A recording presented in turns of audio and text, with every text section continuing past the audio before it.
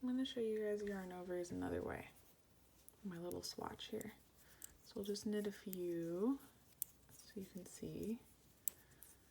To do a regular yarn over, you bring your yarn to the front and then you knit as normal. And then you can see there's sort of a hole there where that new stitch is made. For the bags that I usually make out of this cotton yarn, you do a double yarn over, so you wrap the yarn twice and then you knit. But because these make new stitches and holes, usually they are combined with knitting two together, such as the crowns that I know how to make. And in that case, you do a yarn over and you knit two together right next to it. So you've made a hole, but you've increased and decreased so that you will have the same amount of stitches on the next row.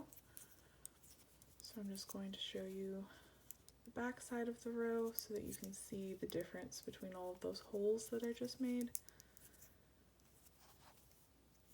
Doing this in stockinette so that you can really see.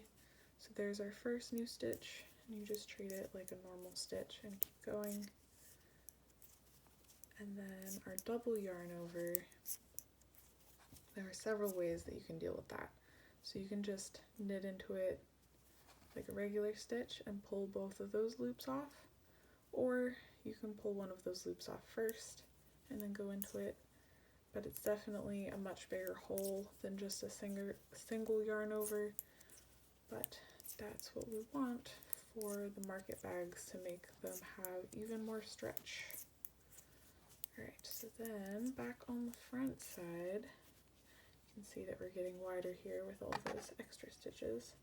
But here's our regular yarn over little hole. Here's our double yarn over, it's a much bigger hole. And then here's our yarn over with a purl or a knit two together right next to it, which is a slightly bigger hole than on this side.